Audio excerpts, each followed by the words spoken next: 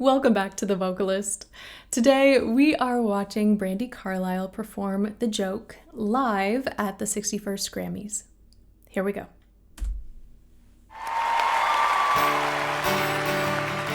You're feeling nervous, aren't you, boy? With your quiet voice and impeccable style. Don't ever let them steal your joy and your gentle ways to keep them from running wild.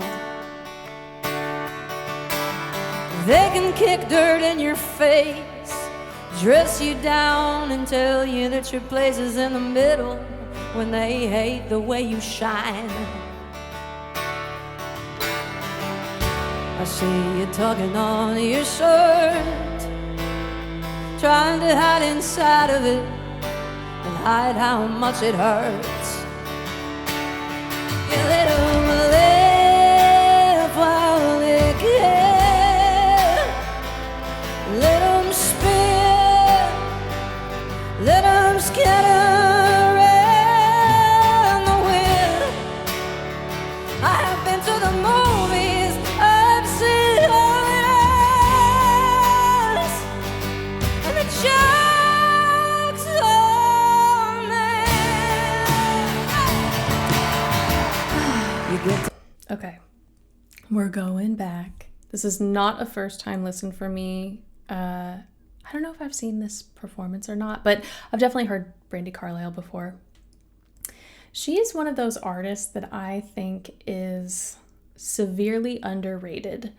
And while I know a lot of people appreciate her music, I think we take for granted just how good she is.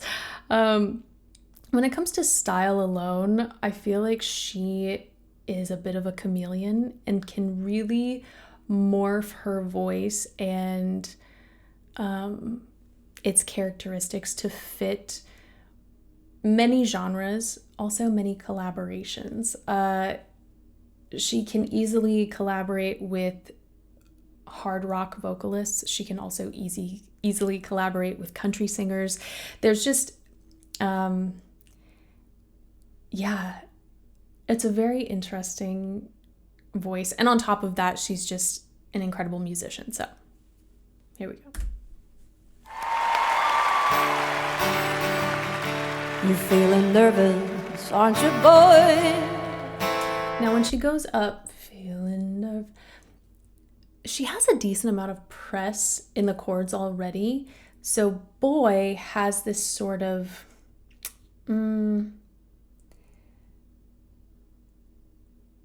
what's the word? Let me listen again. You're feeling nervous, aren't you, boy? There's just a little added bit of pressure to that sound. With your quiet voice and impeccable style. Don't ever let them steal your joy and your gentle ways to keep them from running wild. So here, your gentle ways and then wild, we're getting a bit of accent on these particular words. They can kick dirt in your face, dress you down and tell you that your place is in the middle when they hate the way you shine. There's also a little bit of texture peeking through, especially on shine. I feel like we got a tiny bit of fry. When they hate the way you shine. I see you tugging on your shirt, trying to... Now here, I feel like she relaxed just a smidge to give us more of that velvety texture on the bottom. And you'll notice that this top note doesn't have quite as much press to it because of what she did on the bottom. The way you shine. I see you tugging on your shirt, trying to hide inside of it and hide how much it hurts. Now, knowing what comes next, because we already heard it, I think it was super smart for her to release a bit of that extra tension, because it is helping with a lot of these sort of flips and yodel sounds. We need to be able to access more CT engagement in order to achieve those sounds. And if you carry too much press in the chords as you ascend, then your default is going to be that TA engagement, which is that more chest dominant sound. So this particular transition, I think, was super clever. Let 'em live while they can. Let 'em spin. Let 'em scatter in the wind. I have been to the movies. I've seen others, and the joke's on them. I mean, what a gorgeous mix. I even have goosebumps. I'm trying to think of a good comparison, but I don't have one. The ascending pattern, well, in any song, sometimes those ascending patterns are just, you can almost feel your larynx just rising and like going to your eyeballs. And so when you find a really good head dominant mix that blends beautifully with your lower chest dominant mix, it's like a gold mine, because you can do these ascending patterns without carrying a ton of weight up, which is what tends to cause that strain. You get discouraged, don't you, girl? It is your brother's world for a while longer. Now here, I'll be curious to hear what happens on like the third iteration of this before that ascending pattern starts, because she went back to something that felt a little bit more pressed. You gotta dance with the devil on a river to beat the stream, and call it living the dream, call it kicking the ladder. They come to kick dirt in your face, to call you weak and then displace. You have to carry in your baby on your back across the desert. I see your eyes behind your hair, and you're looking tired, but you don't look scared. You let her live while... No, she didn't lighten that one like she did the first time. Something that did happen, though, is you could kind of hear an additional flutter in her vibrato. It reminded me maybe a little bit of Dolly Parton. There's another singer, but I honestly can't remember who they are. That particular like vibrato rate is reminding me of them, and they are also a country singer. Let me back it up a little. And you're looking tired, but you don't look scared. You let her live while they can. Let them spin, let them scatter in the wind. I have been to the movies, I've seen others, and the joke's on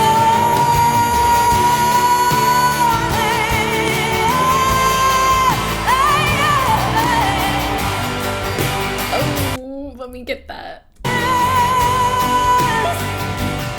and the joke's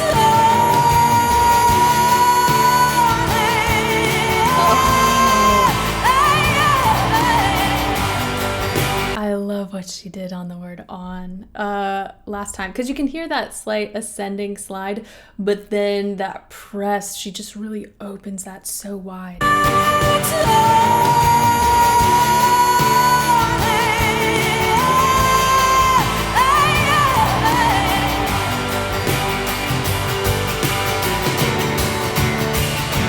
Let her live.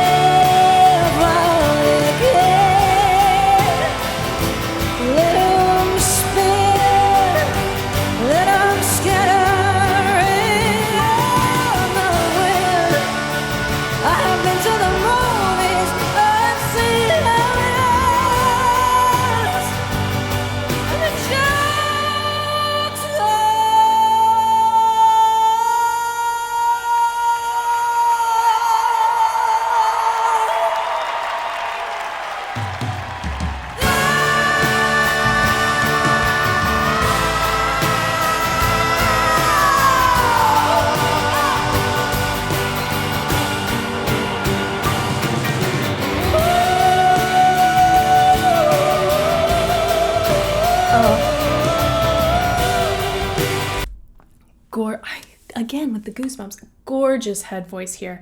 And you'll notice there is, her utilization of straight tone is just perfection. She is so selective when she allows vibrato to come in, especially on these high notes, which, I mean, it's almost like you feel this restraint and this pull and this, movement towards something, and then she releases into vibrato toward the end. And it's such a beautiful technique. Even just when we think about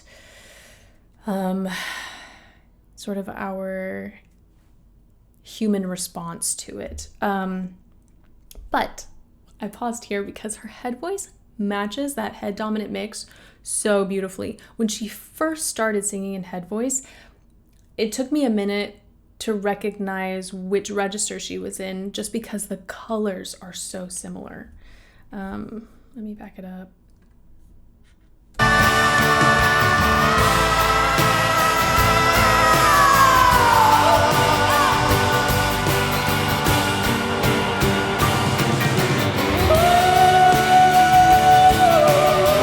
The other thing, she had that tiny little flip in there beforehand, which also probably is what signaled to me that she might be doing something in mix.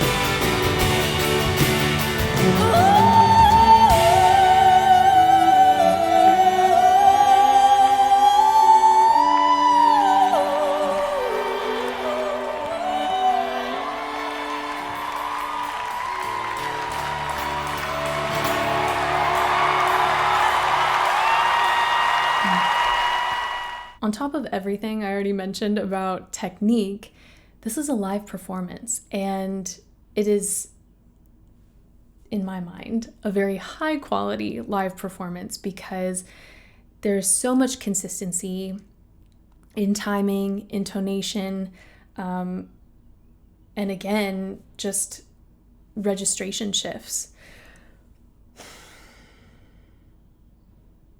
I've been thinking a lot lately about singing in general. What makes a good singer? Oftentimes, this question leads to a lot of subjective opinions, which I get.